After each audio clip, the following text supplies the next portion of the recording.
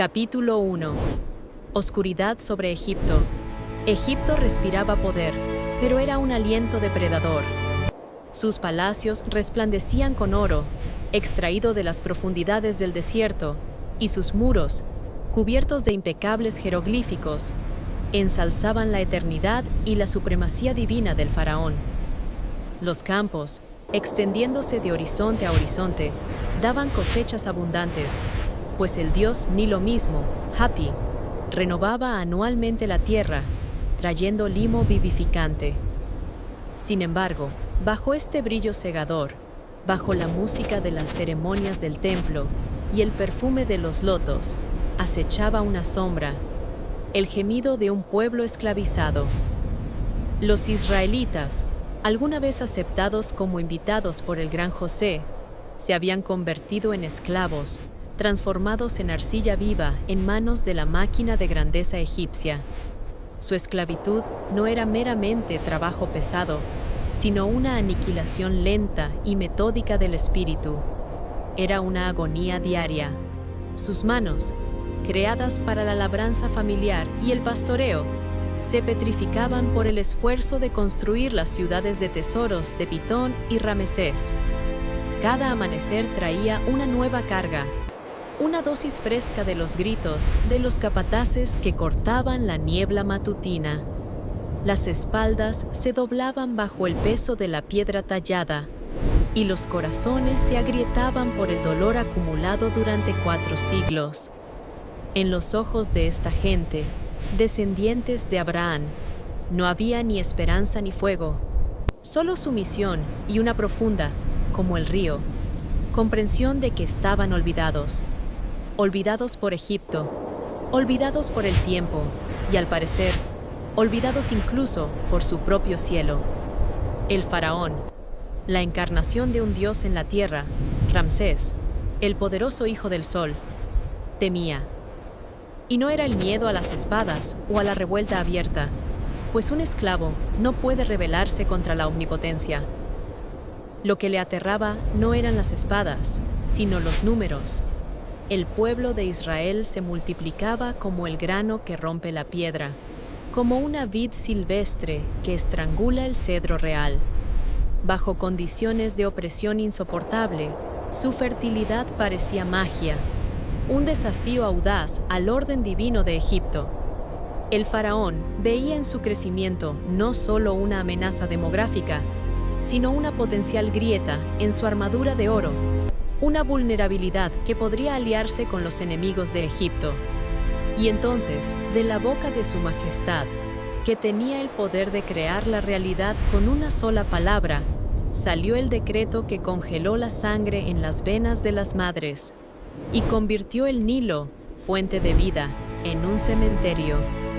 La orden era aterradora en su sencillez. Todo recién nacido varón hebreo debía ser arrojado al río.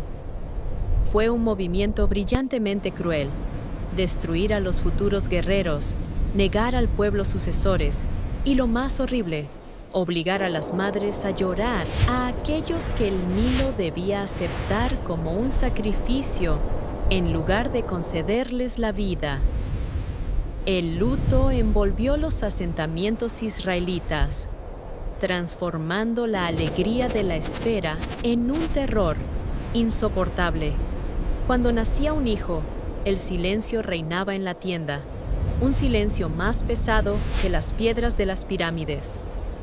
Cada madre se convertía en la asesina de sus propios sueños, y cada cuna en un altar inevitable.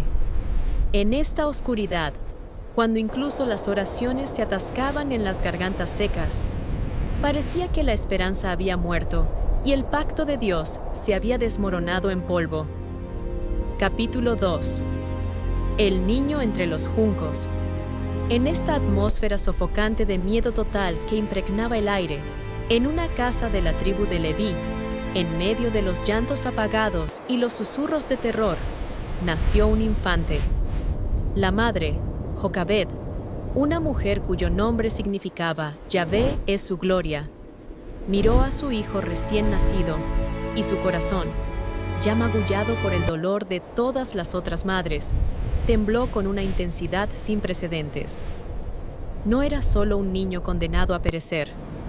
Había algo incomprensible en él, algo que trascendía la naturaleza misma de la esclavitud y la muerte. Una calma en su mirada, aunque aún no había visto el mundo, y una luz en sus facciones, como si el mismo cielo hubiera descendido a la tierra y se reflejara en su rostro.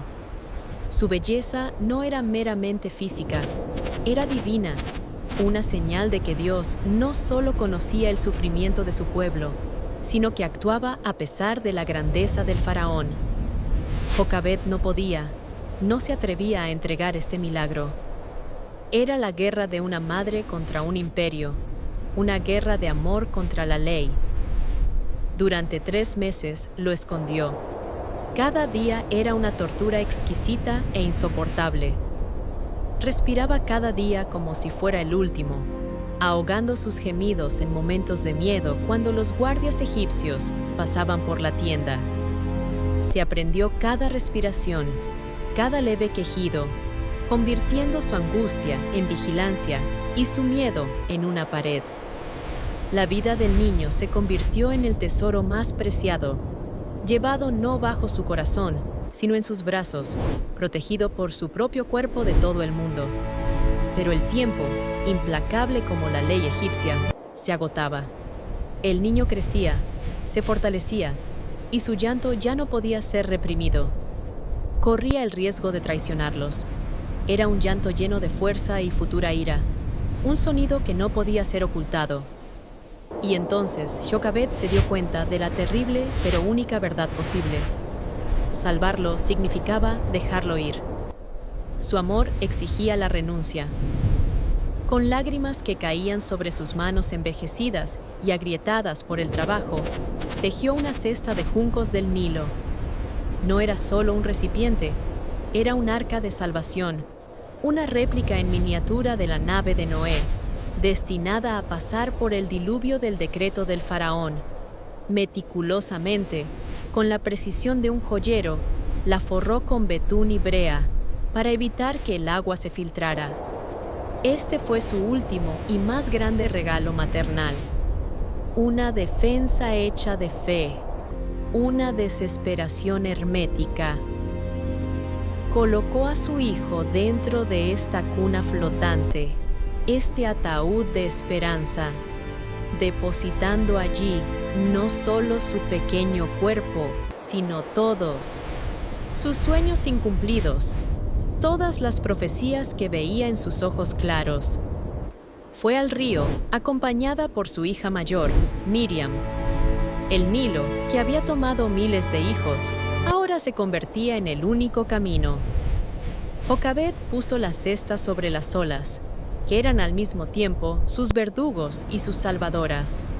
Al soltarlo, no lo entregó a la voluntad del río, sino que lo puso en las manos de Dios. Fue un acto de fe absoluta y desesperada. Su alma se elevó al cielo. Señor, tú que salvaste a Abraham del cuchillo sacrificial, tú que preservaste nuestro linaje a través del hambre, ahora tú mismo te conviertes en su padre. Que el río que sirve al faraón ahora sirva a tu providencia.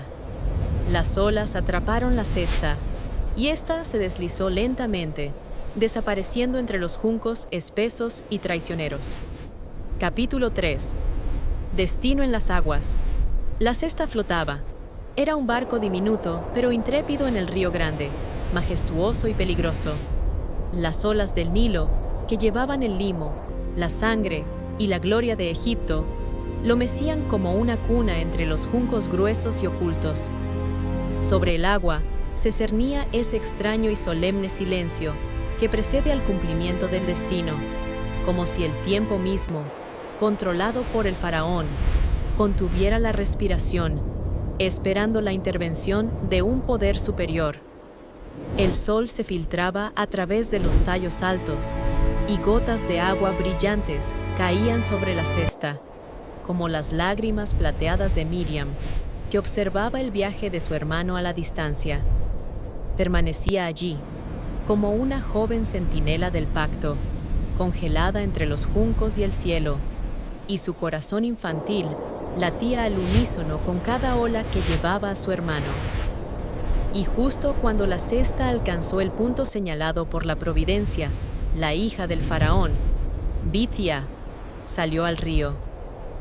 No venía simplemente a bañarse, sino a realizar un ritual de purificación que la separaba de la sofocante ética del palacio, del polvo de sus intrigas. Ella, la hija real, rodeada de sirvientas, sintió de repente que su mirada, entrenada en el lujo y la permisividad, era atraída por algo discreto, escondido. Vio la cesta a la deriva en las aguas poco profundas, la encarnación de un secreto extraño y peligroso. Ordenó a su sirvienta que la abriera, y el mundo a su alrededor se detuvo. El corazón de la princesa, que debería haber estado cubierto de frialdad real, se calentó. Había esperado ver, quizás, un niño muerto o un pajarito salvaje, pero en su lugar vio un infante vivo, hermoso y divinamente bendecido. El niño estaba asustado, quizás sintiendo un olor extraño, el olor de la autoridad real, y comenzó a llorar. Pero no fue un simple lamento. En ese llanto había algo primordial, profundo, algo que tocó incluso un corazón criado en el lujo, un corazón que nunca había conocido la necesidad o el dolor. Era el llanto de un pueblo maldito pero elegido. La hija del faraón comprendió al instante: este es un niño de los hebreos. Fue la realización de que, ante ella, yacía una transgresión de la ley de su padre, un desafío a su autoridad.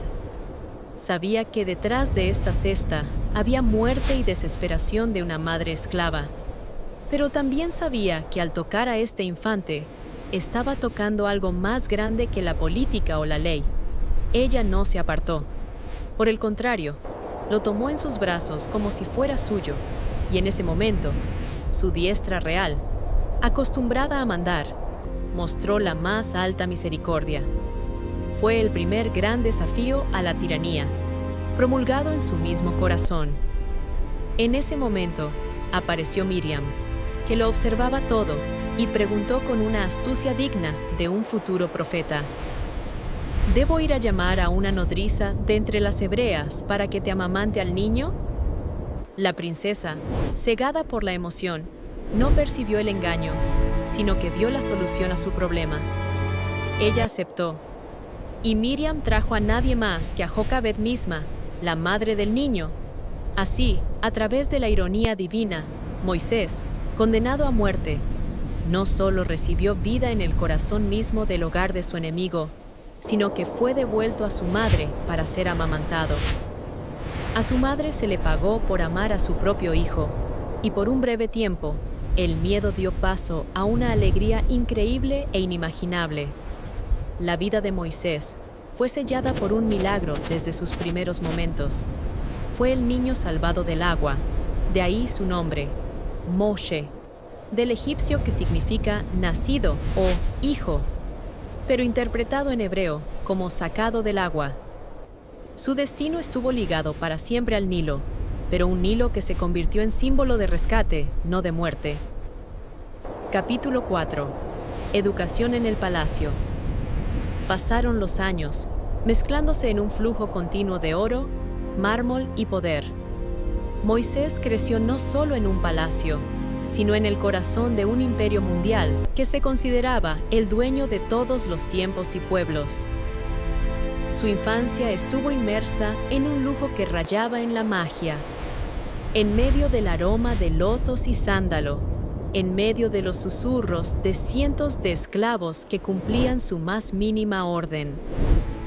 Fue educado por los sacerdotes de Amón-Ra, quienes le enseñaron los secretos de los cuerpos celestes y los jeroglíficos, por guerreros que lo prepararon para comandar ejércitos, y por sabios que le abrieron el conocimiento de las matemáticas, la filosofía y la administración estatal. Su mente era afilada como la hoja de una espada egipcia, y su educación era la más alta que podía recibir el hijo de la hija del faraón. Era el heredero de la sabiduría de milenios. Sin embargo, a pesar de todo este esplendor, su corazón permanecía inquieto. En lo profundo de su alma, bajo el grosor del oro y los mantos reales, latía una melodía ajena. Quizás fue ese llanto primigenio y extraño que escuchó en su escondite entre los juncos, o un recuerdo sellado en su subconsciente de su verdadera madre, a quien no podía olvidar. En cada esclavo que doblaba su espalda bajo el látigo, veía algo familiar, algo que respondía a una llamada secreta en su sangre. Sus ojos, aunque entrenados en el esplendor de los frescos del palacio y las majestuosas columnas, se sentían atraídos por la gente simple y atormentada, por aquellos que no olían a loto, sino a arcilla y sudor. La luz y la sombra luchaban dentro de él. Por un lado era un príncipe, el amado de la hija del faraón, que lo amaba como a un hijo, ofreciéndole la llave de oro al poder y la gloria eterna. Por otro lado, era el hijo de una esclava, un niño del pacto, que llevaba consigo el dolor tácito de todo un pueblo. Sabía que no pertenecía a este mundo brillante, pero vacío. A menudo se alejaba del ruido de los banquetes del palacio hacia las orillas tranquilas del Nilo, escuchando su flujo incesante. Y en ese sonido monótono, escuchaba una vocación que era más fuerte que el oro, el poder y todas las deidades egipcias. Era la voz del destino, que le susurraba su verdadero origen y el propósito real de su vida. Su madurez estuvo marcada por una división interna. Era un guerrero hábil y un político sabio, pero su alma buscaba la verdad no en los jeroglíficos, sino en la justicia. Este conflicto interno alcanzó su cenit cuando él, bajo el pretexto de su alta posición, comenzó a visitar en secreto los barrios israelitas, las pobres chozas de barro construidas por su pueblo. Allí, vio no solo trabajo, sino la dignidad ilimitada y humillada de sus hermanos. Vio cómo su fe se desmoronaba, cómo la luz se apagaba en los ojos de viejos y jóvenes. Con cada viaje secreto, la conexión con el palacio se debilitaba y el vínculo con el pueblo olvidado se fortalecía. Era como una magnífica antorcha encendida para los dioses egipcios, pero su llama regresaba lentamente a su fuego original, israelita. Su destino fue determinado no por el mármol, sino por la arcilla de la que fue formado. Capítulo 5. Hijo de dos mundos. Se encontraba en la cima de su juventud y poder, pero su alma era el epicentro de un terremoto. Moisés estaba entre dos mundos, entre el trono y el polvo vergonzoso de los barrios de esclavos, entre el poder absoluto y una conciencia tranquila pero insuperable. Su corazón era un campo de batalla donde luchaban dos voces. Una, el hijo de la hija del faraón, que le prometía eternidad y gloria en el Valle de los Reyes. La otra, el hijo del pueblo esclavo, que solo le exigía sufrimiento y lucha. Era como una estatua tallada en dos piedras diferentes que nunca podrían fusionarse en una sola. Cada noche, cuando las estrellas egipcias, tan frías y distantes como su familia adoptiva, se alzaban sobre el Nilo, escuchaba el sonido del río. Pero ya no era solo el sonido del agua, era el susurro de los juncos donde una vez flotó su pequeña arca. Era la voz de su madre, la voz de Jocabed, que le cantaba canciones llenas de amargura y esperanza, canciones que recordaba sin saber de dónde venían. Le parecía entonces que Dios no lo había abandonado, que la misma mano invisible que guió su cesta a la orilla de la princesa lo estaba preparando para un camino grande y peligroso. Moisés entendió. Su crianza en el palacio no fue un accidente, sino una estrategia de la providencia. Se le enseñó el arte del imperio para que pudiera destruirlo desde dentro. Un día, cuando el sol estaba alto, como el ojo de Ra observando el mundo, el conflicto interno estalló en un acto externo e irreversible. Salió hacia sus hermanos esclavos, rechazando conscientemente el título, el lujo y la seguridad. Allí, en la arena, en medio del polvo caliente y los gritos, vio a un capataz egipcio golpeando brutalmente a su hermano. En ese momento, Moisés vio no solo un acto de violencia, sino toda la tiranía de Egipto, concentrada en un solo golpe de látigo. Fue el punto de quiebre. Su compostura egipcia se rompió. El hijo del palacio, entrenado en el arte de la guerra, miró a su alrededor y al no ver a nadie, cometió una ejecución privada. Mató al egipcio y enterró su cuerpo en la arena. Este fue el asesinato físico, pero también simbólico, de su identidad egipcia. Había elegido. En ese momento, Moisés dejó de ser un príncipe y se convirtió en un exiliado, un criminal a los ojos del imperio, pero un libertador a los ojos de su pueblo. Su acto, que estaba destinado a ser un secreto, fue expuesto al día siguiente por los propios israelitas. Moisés se dio cuenta de que su tiempo en Egipto había terminado. Su intento de salvar a sus hermanos por la fuerza de la carne había fracasado. Huyó. Huyó del palacio, de la ciudad, de su destino pasado. Corrió hacia el desierto, hacia el vacío, hacia un lugar donde no había ni Nilo ni Faraón, sino solo cielo y silencio. Este fue su segundo acto de nacimiento, el nacimiento del líder, nacido en la soledad, donde debía encontrarse con su Dios. Él era el niño salvado del agua, y ahora su destino estaba preparado. Se convertiría en el guía que llevaría a su pueblo a través de otra agua, más grande, el Mar Rojo. Aún no era el momento, pero el día había llegado, y Moisés, vestido con las ropas sencillas de un vagabundo, llevaba en su corazón una resolución indomable: regresar y liberar.